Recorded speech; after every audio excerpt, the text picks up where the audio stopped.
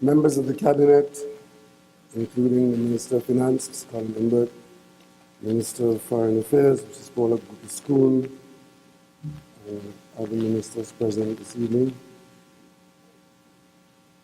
Trade? Trade. Okay. She's not Minister of Trade, right? The last time I signed a document, she was Minister of Foreign Affairs. Anyway, thank you very much. Chief Secretary of London, who, while not being in the room, is with us in Tobago. Other members of the Tobago House of Assembly. President of the Chamber of Commerce, Mr. Robert Trestrill.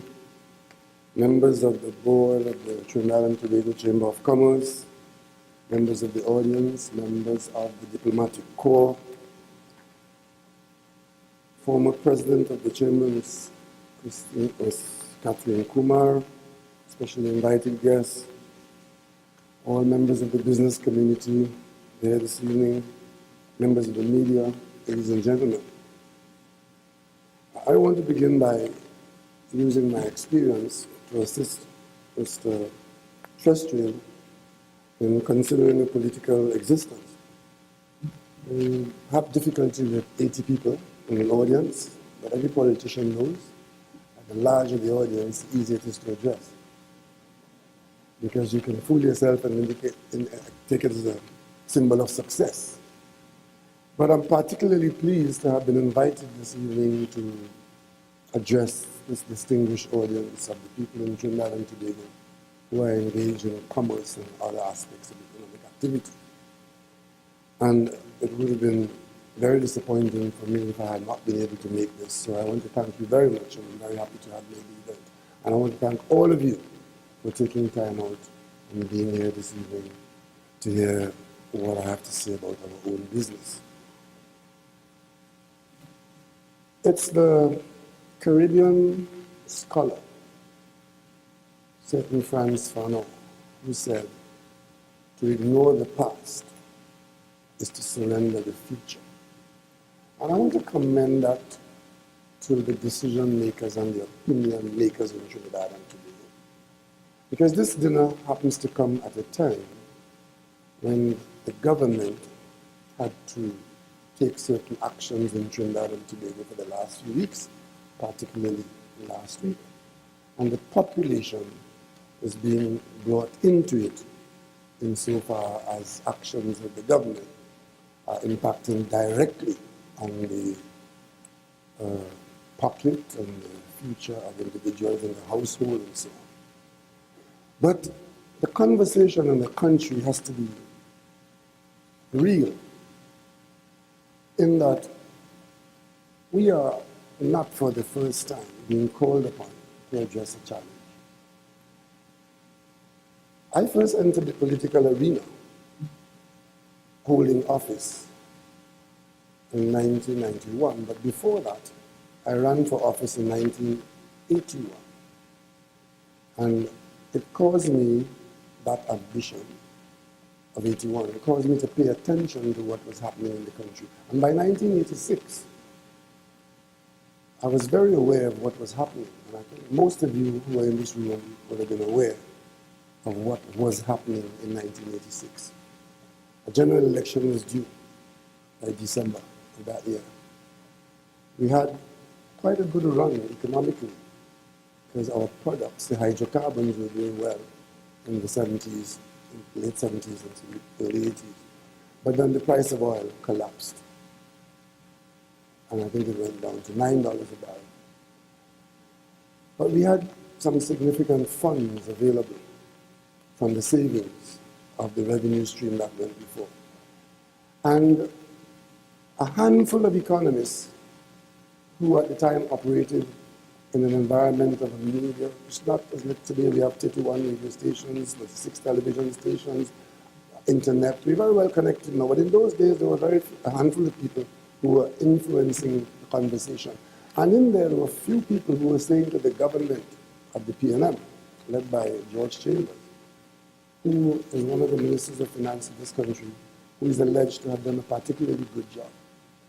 But there's a piece of history that we have to learn, and that is, At that time, when we faced a significant decline in the country's revenues, and a country that was significantly or overly dependent on the hydrocarbon sector as a price taker in the international market, the advice from the central bank to the new government of 1987 was that we should go to the IMF earlier rather than later. But there was some advice before that, and the advice was that certain things should be done by us in the country so as not to have those things dictated to us by the IMF if we end up there. In this year of 2016, we are in a similar situation, except that I think we have ratcheted up the possible change in circumstances more. 6 years ago, the national budget was $46 billion. And the revenue was coming in fairly impressively, with 2008 being the year of the largest earnings of the government of Trinidad and Tobago from the hydrocarbon sector, 2008.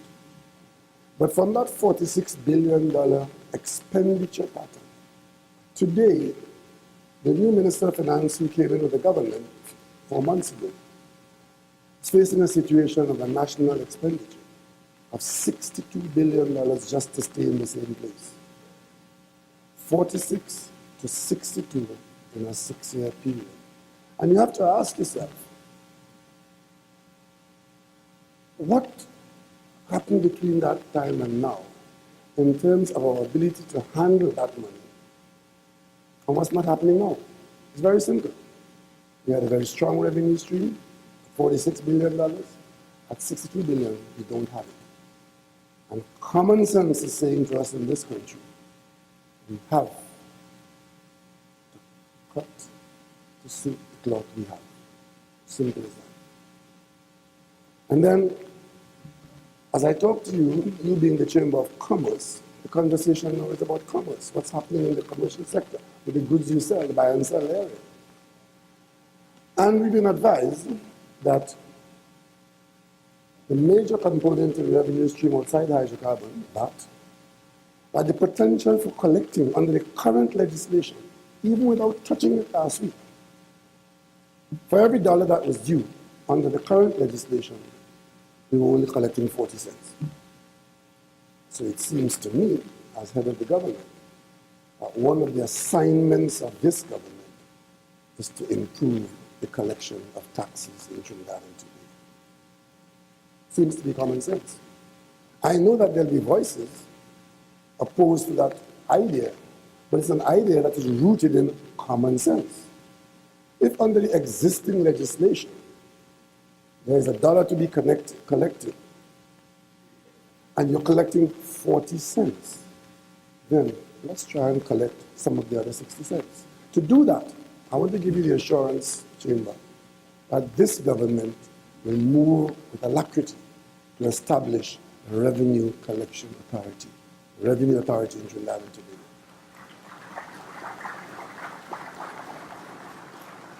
For the simple reason that the circumstances demand that we improve our collection of taxes. Well, I was in the Parliament the other night, and I heard one of my colleagues say the most amazing thing. Maybe he had to say something, but he didn't have to say that. He said that we have committed to imposing on you and on us, property holders, a tax called property tax. Or, I still call it land and building taxes. Because let me clarify, what do you call it property tax? Land and building tax, in simple parlance, is the tax on the property that you own, or land that you own. And if you give it a name like John, or Mary, or even Keith, or Colin, is the tax that you have to pay on the property. But the bottom line is this. You're being told that the property tax, that's the law of the country, will cause $1 million property to attract a tax of $30,000. Now, we had to say something. We didn't have to say that.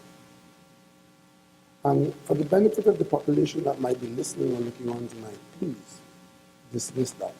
The tax is a reasonable tax. I told you earlier on, our circumstances are dire because we have committed ourselves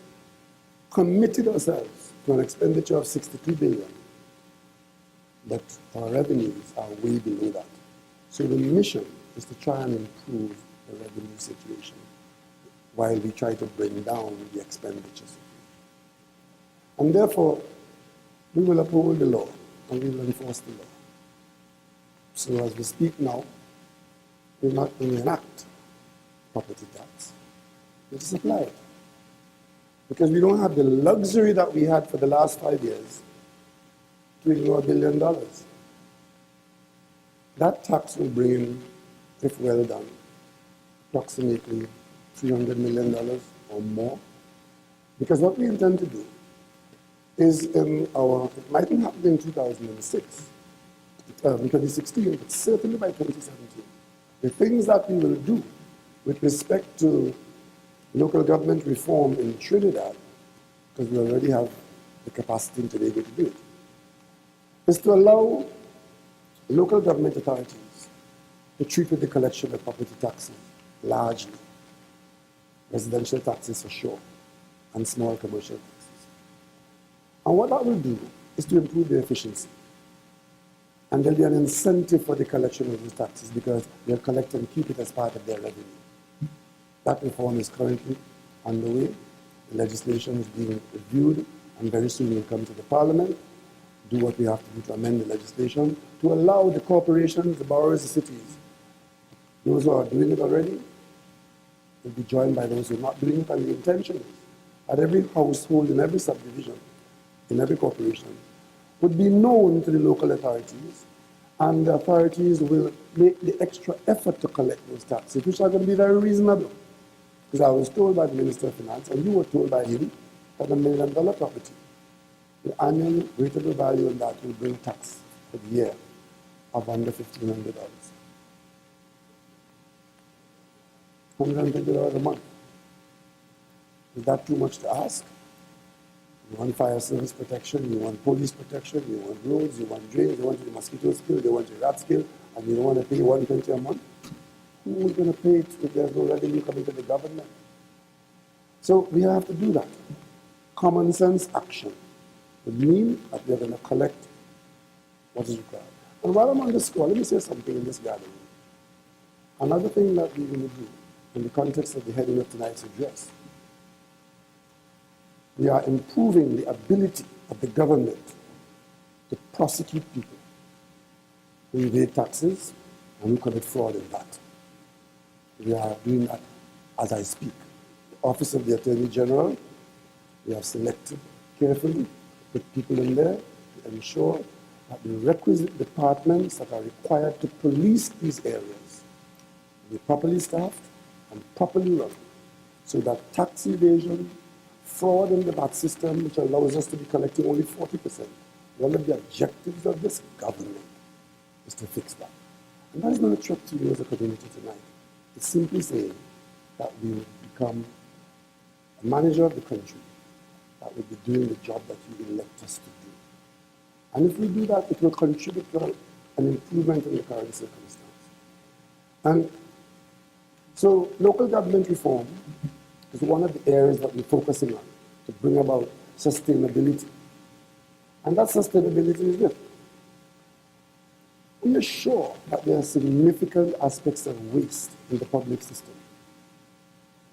The government of Trinidad and Tobago, being the receiver of these revenues that come to us through the hydrocarbon sector, and until we change that, to broaden the sector away from hydrocarbons so that when something like this happens, when oil comes down to $20 a barrel or thereabouts, when we were expecting 80, until we come to that situation where we can rely on other facets of the economy, we have to be accepting that we are heavily influenced and we are dependent on the fortunes and foibles of the hydrocarbon sector. But in the meantime, we want to ensure that the systems of governance that we operate give us the best chance to have a decent quality of life based on whatever we want on these sectors and others and make the best of the resources available to us. And the local government reform exercise is geared towards that. And that exercise is meant to bring accountability and bring the expenditure and the people who are to benefit from it closer. Give authority to the executive of the local government and hold them accountable. So when we allocate money in the parliament, the people at local government will have a greater say in the actual utilization of that. As I speak to you, we are reviewing and revising the state enterprise sector. This country has a huge state enterprise sector that grew imperceptibly over the years. Until now, the government of Trinidad and Tobago, in terms of delivering goods and services and carrying out the service of the country, a significant part of that is being done in the state enterprise sector. And in that sector, the accountability is not satisfactory.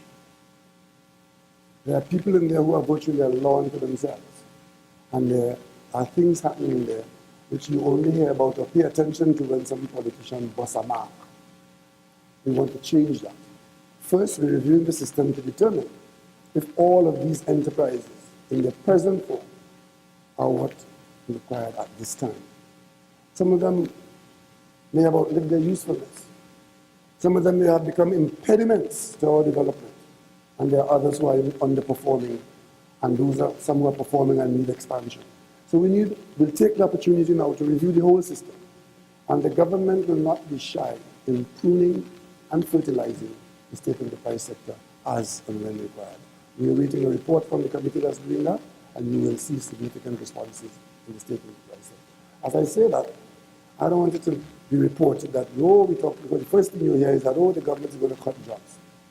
Nothing is further from the truth. Our objective in whatever we do is ultimately to give priority to the opportunities available to nationals to have jobs and good jobs, because we know what a job is in terms of keeping a family whole and putting food on the table and sending children to school. I happen to have been around long enough to have been there when things were better and we had the revenues to sustain our ambitions. And we take decisions based on our understanding of how the future will be. So we decided that we will establish a University of Trinidad and Tobago. We'll have to keep doing that because that is the kind of thing that will make us better, even in this difficult situation. We decided that we will fund any citizen who wants to improve his or her education, and an inability to fund their tuition should not be an impediment. And the government stepped in and said, we will ensure that if money is the problem preventing you from developing yourself, that we will make the funds available. The general thought of that will still remain. But we have to ask ourselves whether we could fund it in the way we funded it now, including waste and corruption in that system. We ask ourselves, what are our priorities, given the drastic reduction in our revenues and our inability to sustain ourselves at the current level of expenditure? What are the priorities? Priority number one is that you need to be and to feel safe in your neighborhood, in your home, in your street, and in the country as a whole. It is unacceptable that we are now taking for granted that in Trinidad and Tobago, persons running around with firearms, automatic weapons, who are now shooting at long distance, and 3 or 4 murders a day, no longer making the news, and traumatizing us. This country, priority number one has to remain our security and our safety. You have to be made to feel safe in your community and in your homes. Priority number one.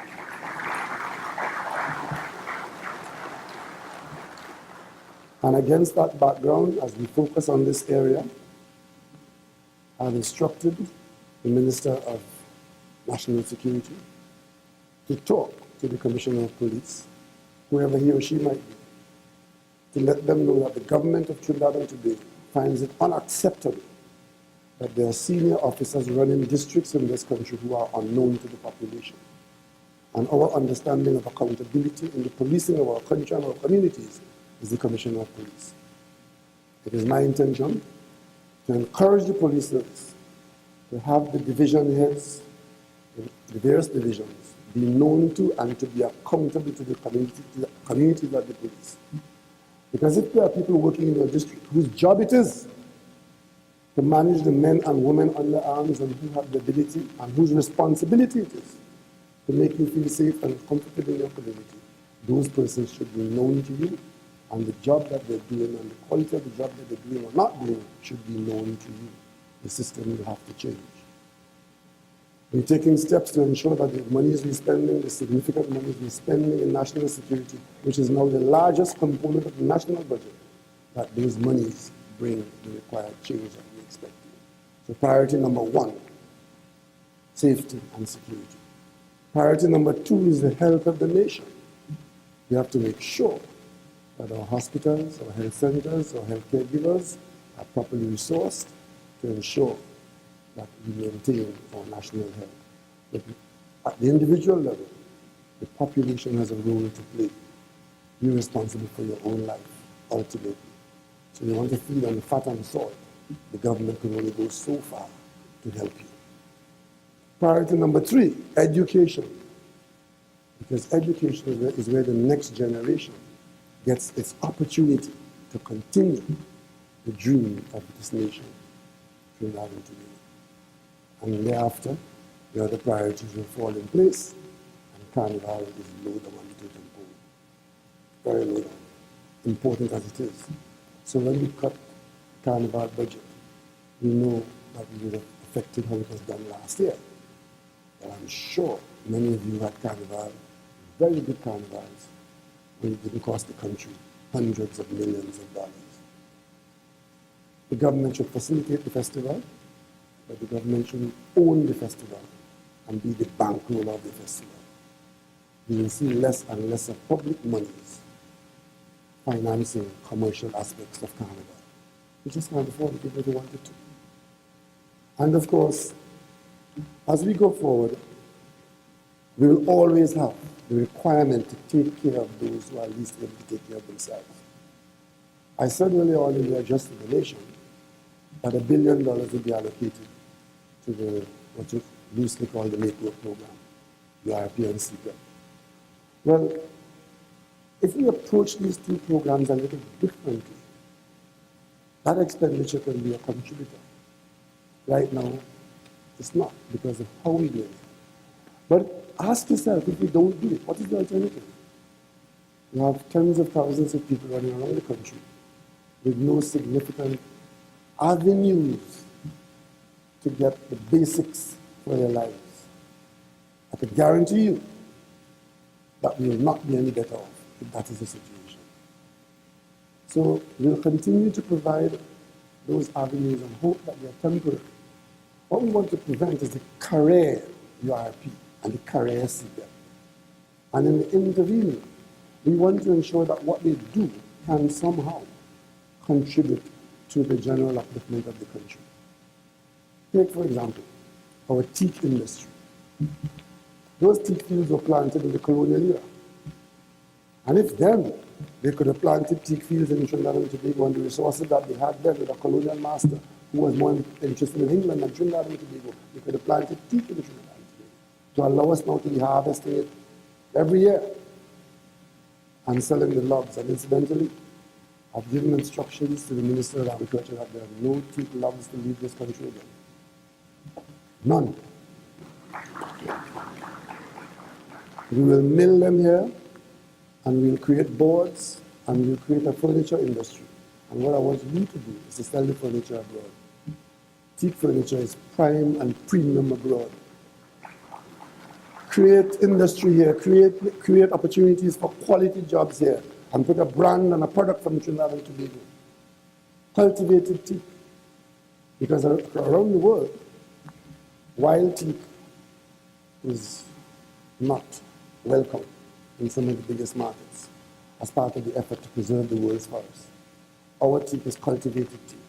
You can market that in Macy's, You can market it in the furniture, high-end furniture places around the world. So you know what we're going to do? We're going to use some of that CPEP money, some of that ERP money, and we're going to plant some more teak and mahogany and cedar.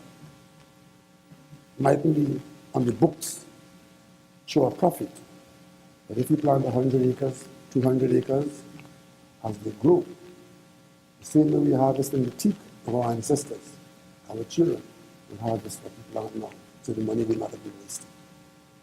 CPEP was meant to be an incubator for business. We're going to change how it operates. Then it's a 4-year horizon. Year number 1, you get 100% government support for your business in CPEP. Year number 2, you get 75%, because you are expected to be doing something on your own, growing your business, looking for work over and above the government part of it. Year number 3, you get 50%. Year number 4, you get 25%. And year number 5, you're not there at all. Because if after 4 years of taxpayer help, you have not been able to make the business grow from the incubator to a business, then you're in the wrong business and maybe you're in the wrong person. And certainly, persons who have enriched themselves in CPEP by just being connected to government money, and therefore you have a CPEP gang, and therefore you are rich because you make a big sum of money, that has to stop. But you could use CPEP to get engaged in agricultural programs to ensure that the people who are now in London selling Trinidad chocolate, high-end chocolate flavored with pepper, flavored with guava, and they can't get enough, that we should have much more Trinidad cocoa to sell so that they can't complain that they can't get enough. There are things we can do that are useful. We do those things. And if we do those things, then we will be heading towards some sustainability. And of course, I know if I come here tonight and tell you the government intends to give away money tomorrow, somebody's going to complain. And I know if I tell you that the angel Gabriel is going to visit us next week, somebody's going to complain that we're not ready. So we expect to get some resistance, but the national conversation ought to be, does it make sense? Will it contribute? Can it help? And if the answer is yes, then the government of Trinidad and Tobago will not be afraid to do what has to be done, and will contest the election in 2020. But in the meantime, we're not going to be too late to do what has to be done, because the worst thing that can happen to us now in Trinidad and Tobago is to have a government that is afraid to do what has to be done under the current circumstances.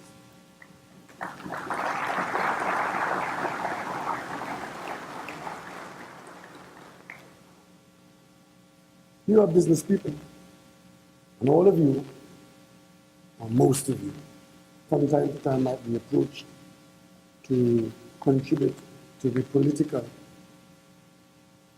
exercise in the country. Because it takes money to run a political party. It takes money to run an election campaign. And the democracy is based on that thing that we loosely call campaigning. There's nothing inherently wrong with the system of you, the business community, and others contributing to paying for the political process. What is wrong is when the process becomes polluted and corrupted. And one has to recognize the very thin line between contributing and corrupting in the political arena. It's a very blurred line. So I want you to be comfortable to contribute to the political process, but be protected in that blurred environment. And I want the politicians to be able to conduct the business and not be accused of engaging in a humongously corrupt system where political financiers run the show. So it is my expectation that during this time, somewhere in this 5-year period, after significant dialogue in the political arena, among the political groupings, and among the national community at large, that we will be able to legislate campaign finance directions.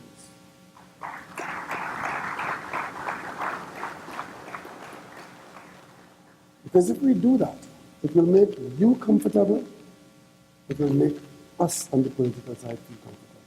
And it will prevent the political process from being seen as something to be dismissed, to be spoken of in the most derisive way. And what we have to do is to agree on what the system is going to be. Whether it's going to be a system where you can contribute, and the answer most certainly will have to be yes, because I don't know that if you don't contribute, then who's going to contribute? But the contributions have to be made against legislation which go way beyond the current system, which says a candidate can only spend $60,000, but any amount of money can be spent in the election by anybody else. We probably won't be inventing any wheel here, but we have to turn the wheel, put it in motion. And if we set about doing that later this year, after we've done the other priorities for this year, I would think in a 2-year period, or at most a 3-year period, we should be able to conclude this and legislate. So by the time the next general election comes around, all persons should be operating against the background of law, which governs the threat to our democracy in an unregulated area. As I speak about unregulated, one of the greatest unregulated areas in this country is the gaming sector, which poses a threat to our efforts.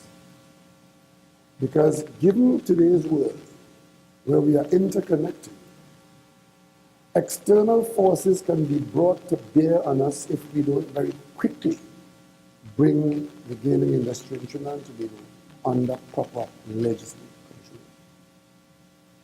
So all those who believe that their position is that we ought to have no casino gambling in Trinidad and Tobago, what in effect they're saying to us is that we can have unregulated casino gambling, but we ought not to have regulated casino gambling. Even if that was a good position to take, it is not available to us now, because our requirement in the international financial community demands that we regulate by law the gaming industry in our country. Because if we don't do that, in the very near future, the local banks in Trinidad and Tobago may find themselves not being able to conduct business with external banks. And money laundering will undermine every effort we make to bring our economy onto the track that we want to bring.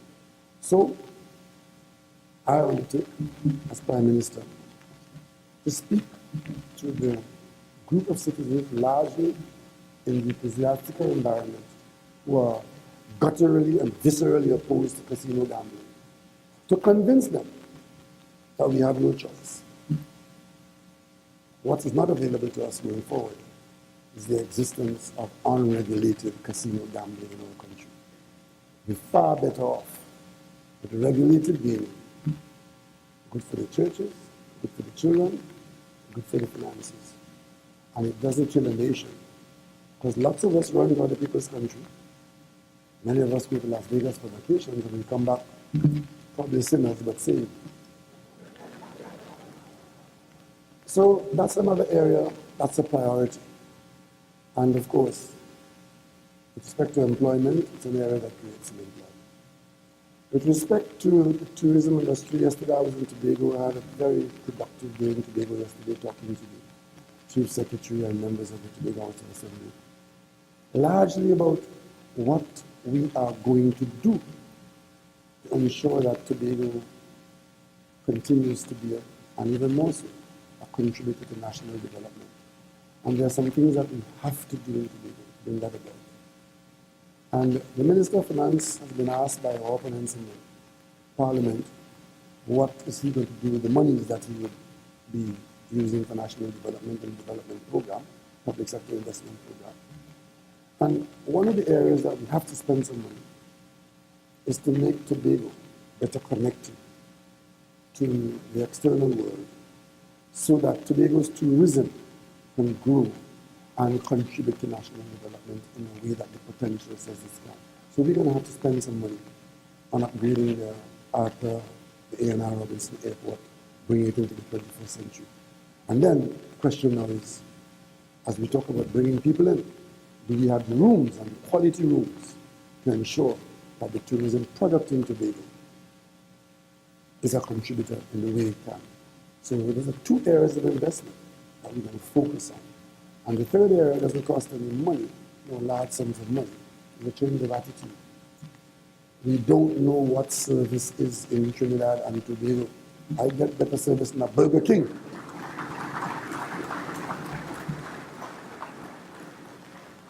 I get better service in a Burger King in Florida than I get in the best hotel in Trinidad and Tobago. So if we're talking about diversification and we start talking about tourism, the first thing is that we have to understand that tourism lives and dies on the quality of the service that's made available. And we're not basket cakes. We're not broke, but we can become bankrupt if we don't do what has to be done and do it now.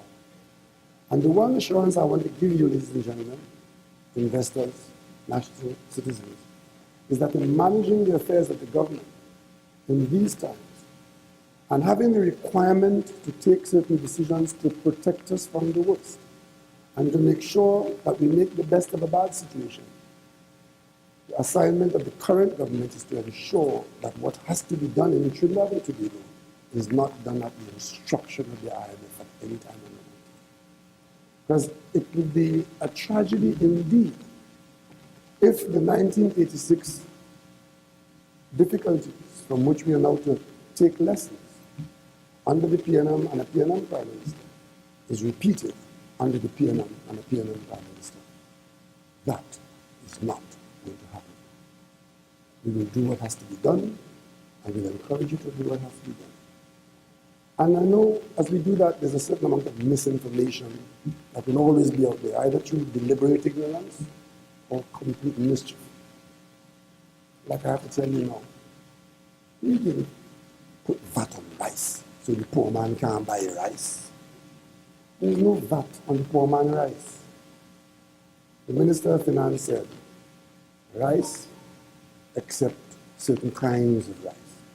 Flour except certain kinds of flour. Ladies, why do you want self-raising flour?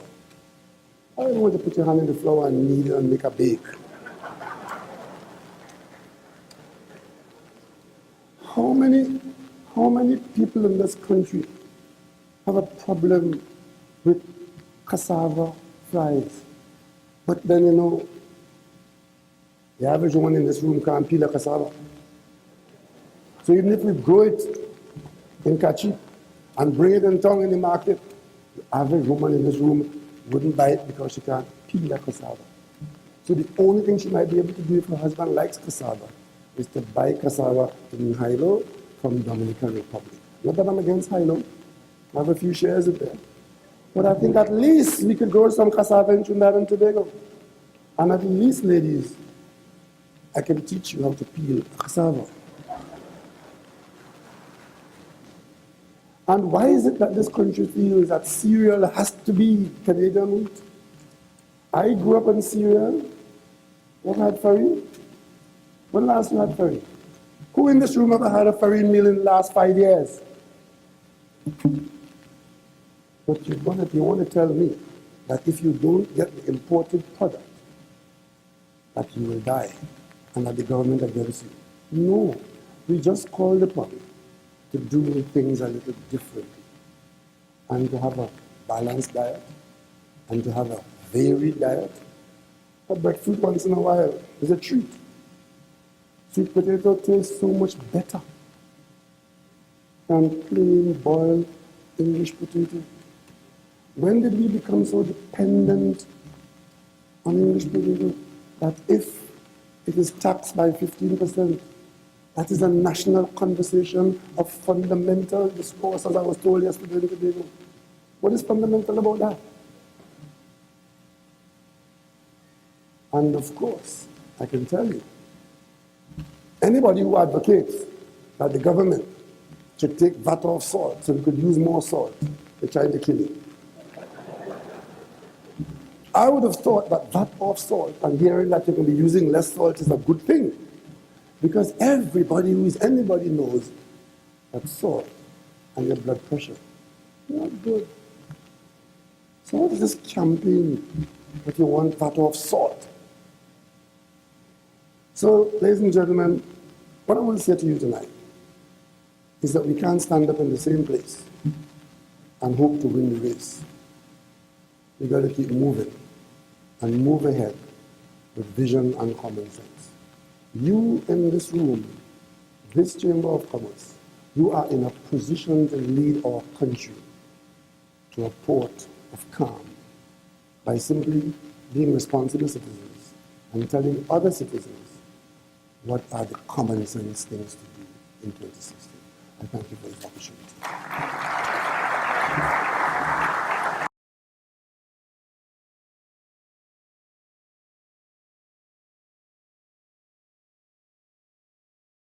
Help wanted. And I'm sure that for those Calypsonians in our midst, that's a very, very good tune to write. Help wanted, because we are at an all-time low. So my question to you, Mr. Prime Minister, is what commitment can you give us that we who are business owners can actually take a break? Because those of us who own trucks now have to drive our own trucks. Those of us who have hotel rooms, we have in fact have to be cleaning our own hotel rooms. Those of us who are restaurateurs have to prep, we have to serve, and we also have to cook our meals. So, Mr. Prime Minister, can you, in fact, give us a commitment that this area will really, really be explored so that Tobago can move forward? Thank you very much.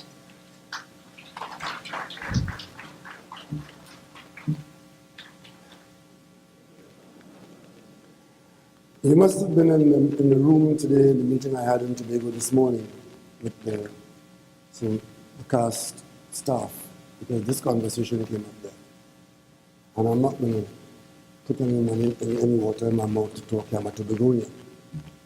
I'm Prime Minister of this country. What you have just described there is unacceptable, wholly unacceptable. And it's unacceptable because it's a problem of attitude and priority, especially under these circumstances. What has happened in Tobago in particular is that insofar as jobs are available or made available, for better or for worse, the average Tobagonian is of the view that the only job worth having is that job with the Tobago House of Assembly. And today the Tobago House of Assembly is too much responsible for employing everybody in Tobago. What that has done, it has created an artificial shortage of labor. I can tell you now, this question was put to me before I came into the office as Prime Minister, when I visited the Manufacturers Association just before the election, this question of importation of labor.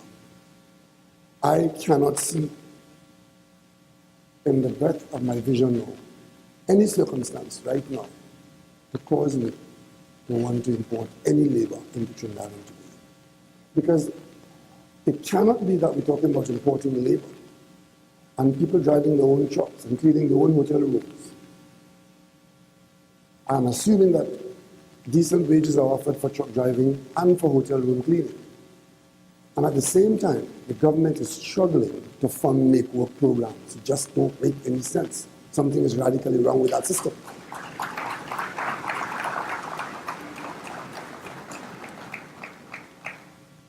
But what we have to do is to ensure that the government support programs go only to those persons who are qualified. And the qualification is to be such that if you're able-bodied and jobs are available, then you should first access those jobs than to access the government's make-work program. But the system is this. There's no way of knowing who is who. So in the reform of local government in Trinidad, and Tobago has already had that, we are going to be putting in place, as part of the reform exercise, labor exchanges, data banks for unemployed people who are going to be registered and be under the supervision of the local authority And only persons who pass through those programs will access government support programs, and we know exactly who should get government support and who should go looking for work, real work. And then we won't end up in a situation where you want a truck driver, and you're telling me that you're driving your own truck. And we're talking about tourism, and we can't get people who will do the service. It's a service that should pay a decent wage. But it shouldn't be that the owner of the hotel has to pay his or her own wage. We have to reorganize our labor market. And having said that, one of the things that the government is embarking upon, the first meeting should take place sometime in the coming month, because I haven't got the date yet, but the date is being set. For the first meeting between government, labor, and the business community. And this would be an ongoing arrangement. It is my intention to make available to the tripartite body adequate permanent accommodation in one of those new buildings in the government campus, so that government, labor, and business could continue to work together to solve some of these problems, so that our labor market would not be so distorted that the exchequer is funding programs, make work programs, while the business community is demanding of the government to import labor into Trinidad and Tobago. It's a straight reorganization of that which we have done, and that we committed to do. And Tobagonians have to change the attitude that has developed in recent times.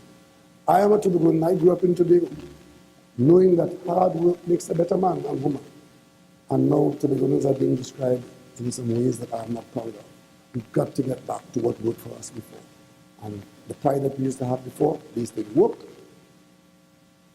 we've got to go back to that pride. And the government in Tobago needs to take on this particular assignment of ensuring that Tobagonians are not relying too heavily on make work programs and other kinds of things, when in fact other opportunities go up again. Prime Minister, I know. They didn't like that. Is the next question from Trinidad ready in the meantime? Go ahead, Dan. All right. Good night, Dr. Rowley, my great Prime Minister. Couple questions, quick mine. The airport, we just got approved 40 million in the last administration for upgrade. I just heard you say that we're going to further upgrade, although we didn't agree with the last upgrade. So that's number one. We had asked for that funds to really go into starting the new airport that we had asked for, so I'm not sure if you can explain that a little further for us. The porting facilities continue to be a nightmare, seeing that we have engaged in 62,000 arrivals in this season, and every time the tourist ships are there, the cargo boats cannot come in. So I don't know how we are addressing that. And I know that it would not be right for me to stand here and not represent what was said last in your interview with the media about the double counting in Tobago. I just wanted to do some quick math on it. A 10-ton truck at $1,235 carries 10 tons of steel at $4,700 sold in Trinidad, $4,900 in Tobago, $550 for the driver. The difference is 10 tons by 200 is $2,000, and therefore there's just a $200 difference, which I would imagine is insurance, tires, and operational costs for the truck. So somewhere along the line, there was a statement made that the private sector is overcharging for Tobago. I would like us to investigate who are the people overcharging and why they're overcharging, if I understand the underlying of my why. So the airport and the seaport. Thank you. Okay, well, I'm not going to get into the numbers game because I don't pretend to have the capacity or the time to do that. But I'll tell you one thing that's going to happen. We have just set about, I think the cabinet has given us a 6-month period to conclude all the preparatory work to establish the independent or semi-independent Institute of Statistics, which is like the CSO on steroids. That is going to happen, and one of the outputs from that agency would be the kind of data to address the matter you raised about what really is going on. The people in Point 14, the people in Tobago, the people in Tobago, there are certain things happening to them. You see it when you go to the groceries, and while you can make a case for steal, there are some cases that cannot be made. But the bottom line is, we want good data.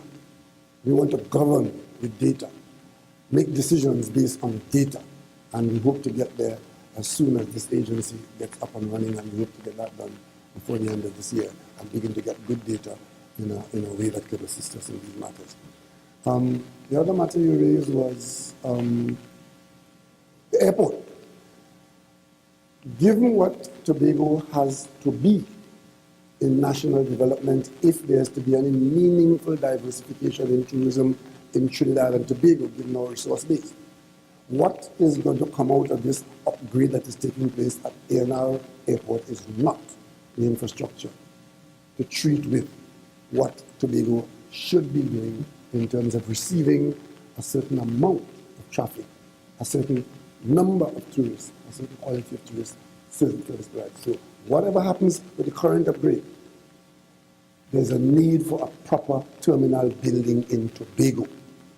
And what I said earlier on was meant to say we are going to put the resources from the Minister of Finance's meager allocation to put in Tobago a proper modern terminal building so we could market Tobago properly to get the benefit of the potential for tourism in Tobago to contribute to Trinidad and Tobago. I told the Chief Secretary in Tobago yesterday that I want him and a small group of people to make a small trip in the Caribbean in the next 6 months and have a look at 4 areas which I identified and come back to Tobago and determine whether, in fact, we in Tobago are maximizing our potential. The country needs everybody to maximize the potential now, and Tobago has to do that. And Tobago's airport is a piece of infrastructure which the country has to fund if we are to maximize our potential in Tobago. So that's what I meant.